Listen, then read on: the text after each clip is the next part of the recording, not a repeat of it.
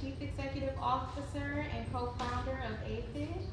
He has over 7 years of experience in artificial intelligence, machine learning, deep learning, blockchain technology, and marketing. Prior to founding Aphid, Brandon was a senior technology advisor at Apple.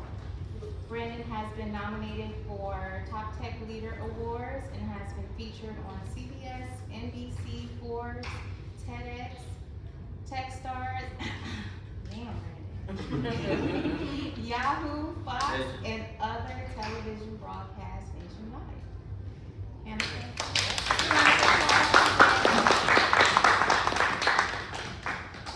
Next up, we have Nohom, who is the Vice President of Global Development and Sales for 40 Acres, product development, sales, and he brings a mixture of technical and marketing skills to the team. And finally, we have CEO and founder of 40 Acres App, Daniel Easterly himself, and he is so many amazing things, a visionary, but also he's the person who got the city of Detroit to accept crypto for property taxes.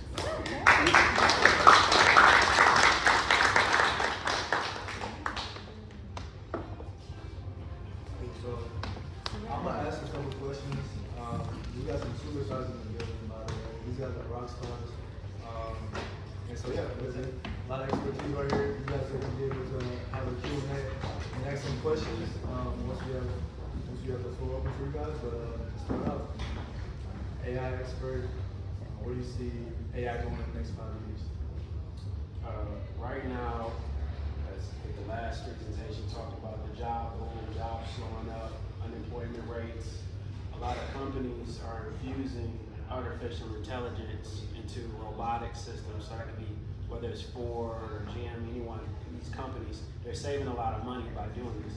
But what they don't understand in the long term is if consumers aren't buying, then there's no one to sell it to. So you can fire everyone, but we're going to be facing universal basic income, so UBI. UBI is a world where we're just getting basically stimulus checks because artificial intelligence has taken so many jobs. But ultimately, there's going to be a hybrid in artificial intelligence. So there isn't going to be this AI apocalypse that people think is going to be, but a lot of the bad customer service jobs, people who work at Dunkin' Donuts, no offense if anyone works there, but people who just don't have tech, they don't know how to talk to people on a very basic level. That's going to be for robots. Your coffee's coming out slow, robots. If you were to walk right up, get your coffee, if you want double or do extra, everything is going to go into robotics. So the company that's done the best in terms of hardware robotics has been Boston Dynamics. They've done a tremendous job. Amazon, of course, they do them in the warehouse. They have the machines and robots that are moving from aisle to aisle better than a person can. Because guess what? People are going to call off sick. People are going to be tired. People are going to strike and complain. And humans have to get it right, because if they don't, there's an issue. If they don't adjust to these conditions, people are going to say, I'm tired of dealing with humans, we're going to go for robots. So it's going to be a very interesting place to live in the next couple of years. But the best thing that you can do as a person right now is prepare yourself by learning how to use these AI tools. And that's everything from coding to mechanical engineering. We just had a conversation yesterday. Yeah. So then I guess this is for you, Daniel. How do you see it tying into real estate? How do I see AI tying into real estate? I think AI has a great potential to integrate directly with real estate, especially the 40 Acres App, right? And I'll probably say that every time I talk to you, he's like, man, no, be patient. But I think it has a high opportunity to integrate really seamlessly, and the functionality of AI agents being similar to real estate agents, how they both look for properties, they secure properties, but also do the different activities that actually occur within the real estate process, similar to how Benjamin was talking about smart contracts, right? A lot of the different aspects of real estate are contracts, right? A lot of people may not know that, but I'm a realtor too, right? part of why I know that is right, is that every document that's real estate focused could be an e-doc, right? It's something that literally should be an e-document. And when I was in the height of my real estate career, that's all I kept thinking. It's like, man, why do I have to go through all of this every single time I work with a client? It should be seamless. And the way that AI is going to help that, right, or benefit that is by amplifying the processes, but also automating the contract aspect of it, right? It's just one of those things that it's bound to happen. It's not something that we can avoid, and everybody should be embracing AI, and I'll say that first and foremost. But anybody in the real estate industry who's not is absolutely crazy. And you guys are both founders. I know there is can we talk about Aphid and 40 acres potentially? So for those who don't know what I do, I'm the CEO of Aphid, as she mentioned, as Brittany mentioned. We create a digital clone of yourself. So basically it's ingesting your own persona, your own IP, your own intellectual property into a digital form. You're gonna self-replicate over the internet. So at a job, you work in one cubicle, you can only clock in, you can have a salary at one job, but you can only necessarily work there. But the digital version of yourself can work anywhere on the internet. So we're gonna provide a certain network that allows you to basically send yourself out to multiple places at once, almost like you're working multiple jobs on a computer. So that's what we call it, industry agnostic. You know, if there's a real estate agent, for example, they would have a digital clone of themselves operating on their behalf, having a conversation on their behalf. So while I'm showing a property to someone, my digital clone is talking to someone else to book it for me automatically. And then in my pocket, I look after and I see business being conducted while I'm asleep.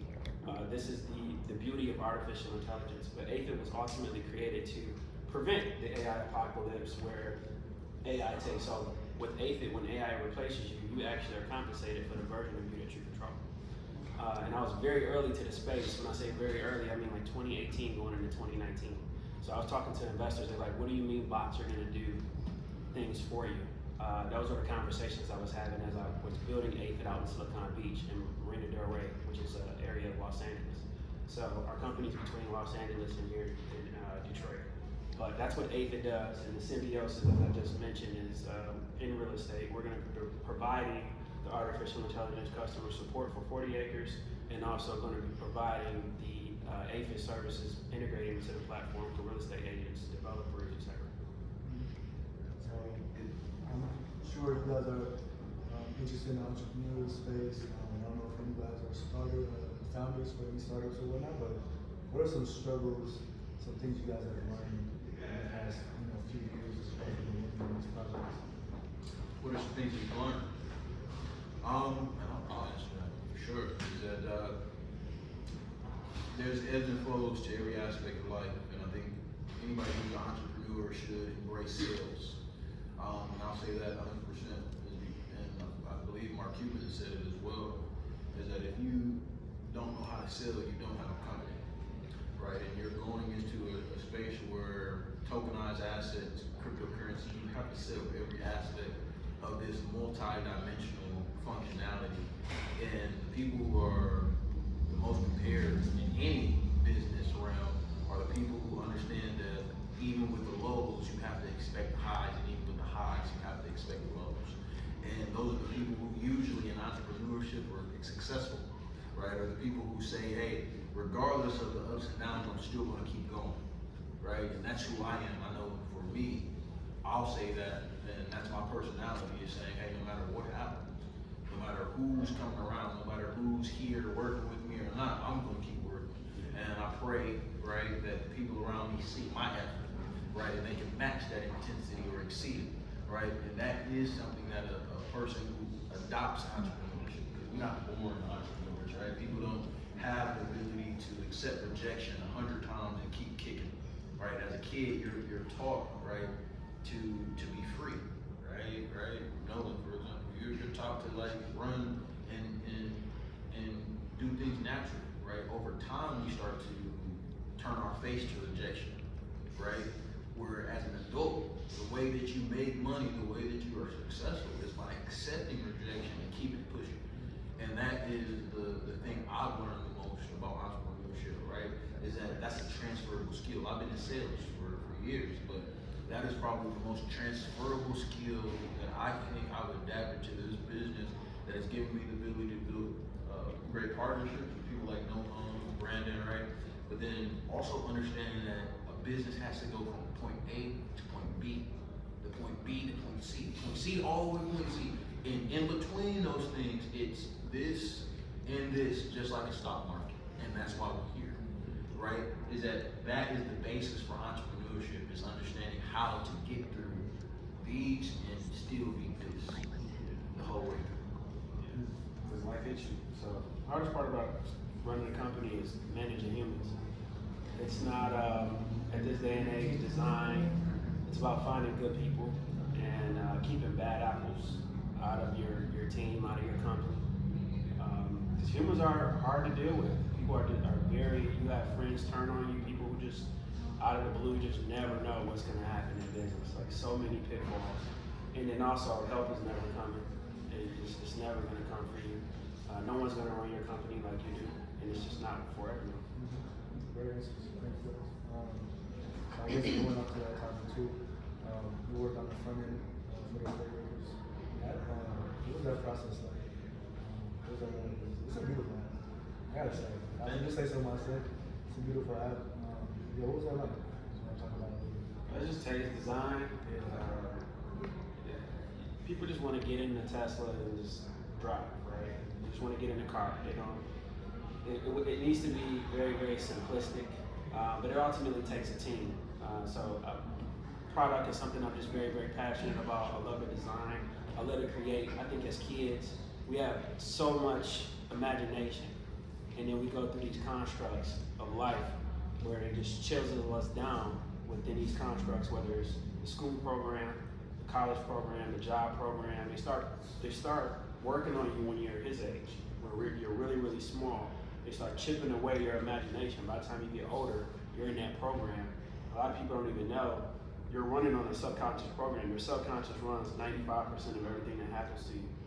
So everything that happened up until about the age of 7 has actually created the highways in your brain in terms of neurons for the rest of your life. The only way to reprogram yourself literally is to reprogram through the theta state, which is in between when you're going to sleep and when you wake up.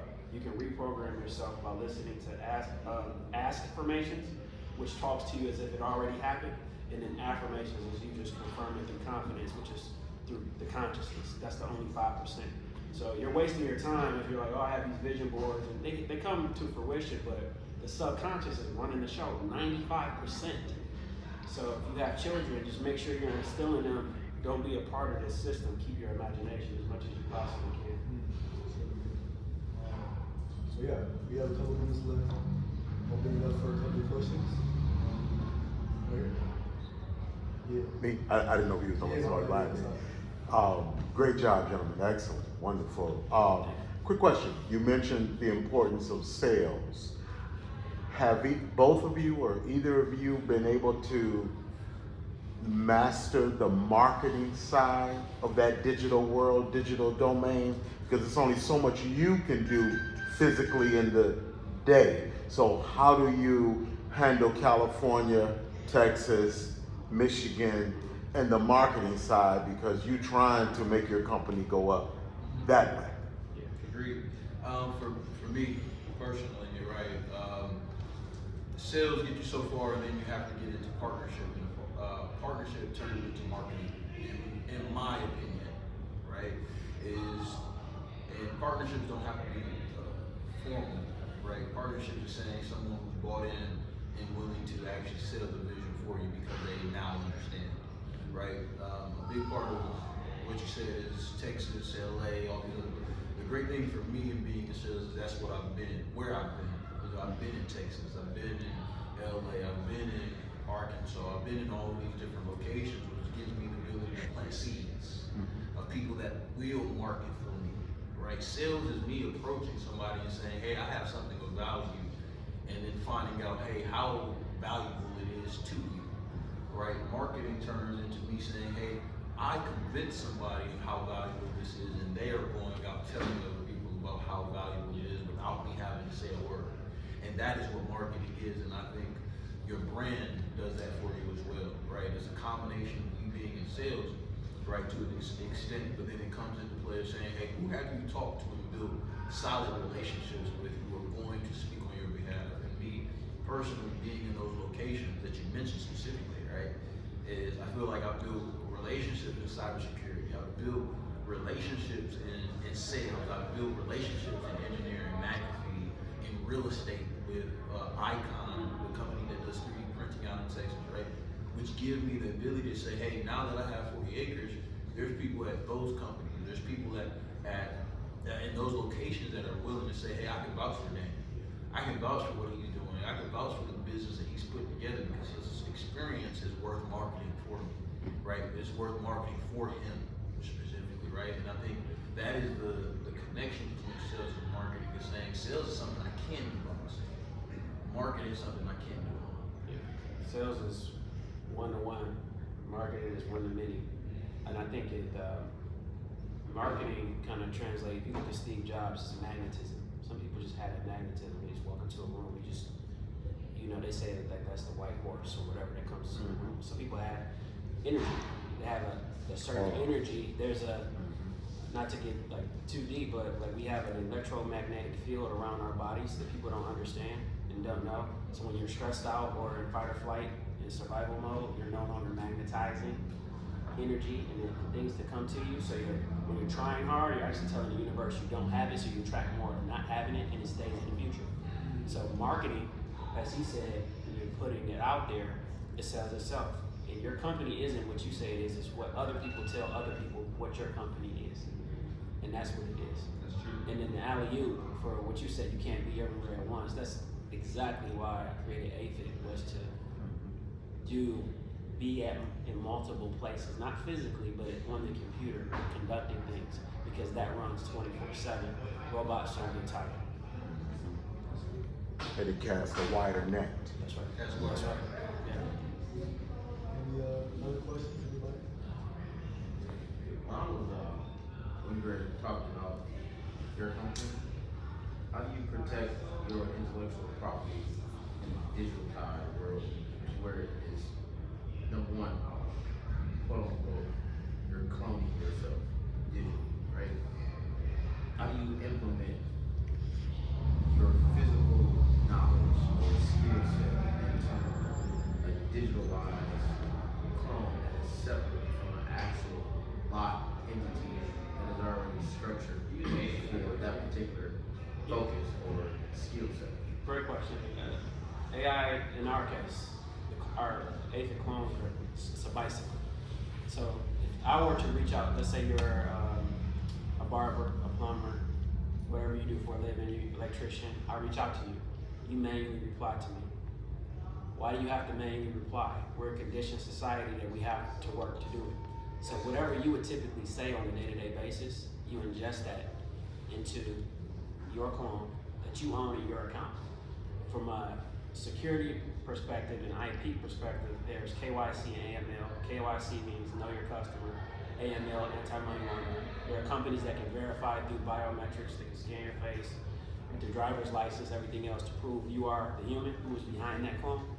And then if you're using a machine learning model, let's say for instance you want to connect a different machine learning model, then that's when the legalities of that machine learning model go to Gemini, Claude, GPT, everything else. If you use ours, then it's different terms of who's liable for what information. But ultimately, you're just, the things that you do on a repetitive basis are put into that form.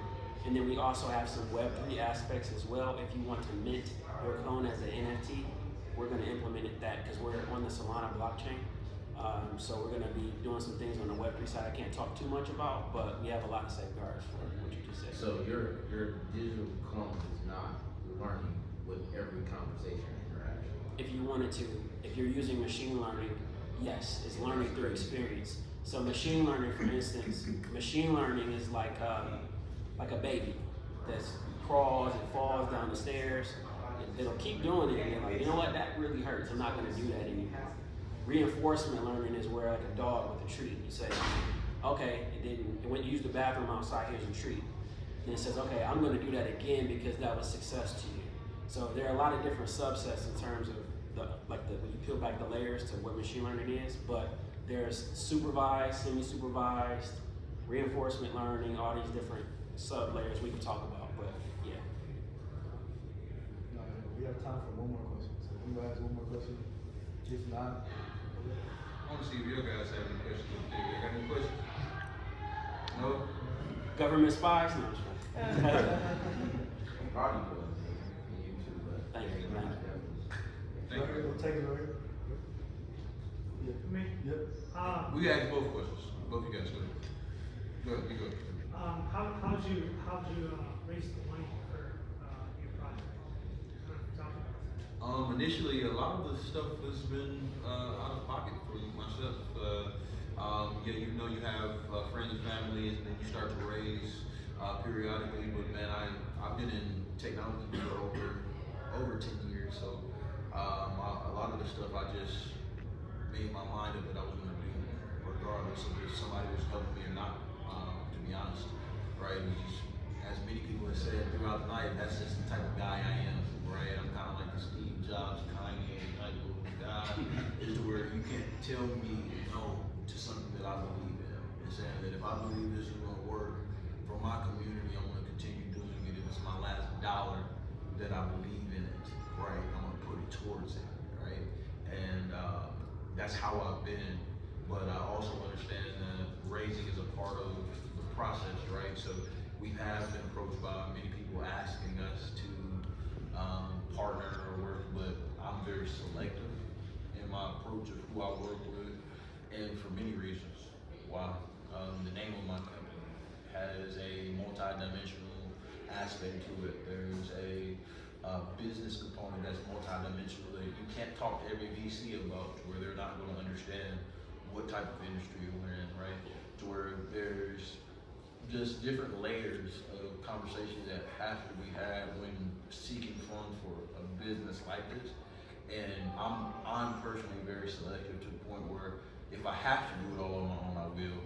But when the time comes, I'm looking for the right people, not just anybody. So is that like, go to like pitch decks, pitching to PCs or more smaller, like local, like individual people? Yeah, so I'll say this too, because I'm not one of these people that just sit up here and like cliche, all of that crap like pitch decks, and it's great, you waste your time begging VCs. All they're gonna do is say, come back when you have traction, come back when you have revenue. If you're Black, Latino, forget about it. You're wasting your time. Less than 0.5% goes to people of color for venture capital. And it's about $300 billion in dry powder, which means unallocated funds that are just sitting there that don't go anywhere. But it's kind of like if you wanted to date a girl in high school, she said, oh no, thank you. She ignored you. And then she got older, she gained a lot of weight, doesn't look as good. And you're like, hey, she comes back to you. What are you going to say? No, thank you. So startups and companies are the exact same way. I don't want you. If you didn't want me then, I don't want you later. I tell VCs that. I say, if you pass now, we won't let you on the cap table later. He does tell people that. And I tell VCs that. So we're Techstars back, JP Morgan back. We had friends and family. So you scrape up money for friends and family to start the round off. You bootstrap. You use your own money to fund a company and everything else. But the landscape is about to change now, just like the music industry was, where music artists used to want to get signed to Def Jam, Universal, and all these other companies. And then they get raped. TLC sold 10 million copies, and they had about $30,000 after everything was said and done. Now you have music artists who have gone independent. So with AI being able to code for founders now, they're able to do that, launch a company, go to $60 million in revenue, make $50,000 a month, MRR, whatever it may be, and now you can launch your company, and you don't need VCs. So VCs are, I don't want to say the word, I'll send it to you, but they're finished. The terms are going to lean towards founders now. The leverage is going to be $20 million seed for 1.5%, opposed to $2 million, $3 million for 20%. So we're running out of time. I forget whose hand was raised. Thomas.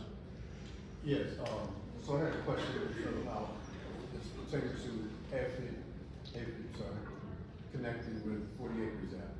So what you're describing to me, I have a little bit of background in you know, dealing with AI, business services, things like that. So it sounds somewhat like, what we call, I guess, super agents or agentic swarms or something like that. Is that Agentic. similar? Okay. And so is this more the collaboration or partnership for 40 Acres App? Is this more like internal, or is it also going to be like external, handling external, processes or outreach as well as internal? Yeah, great question. It's going to be both. Okay. Can't let you know everything that's going Right. to happen, but yes, it's going to be both. Yep. So, thank you guys. Give them a round of applause, please.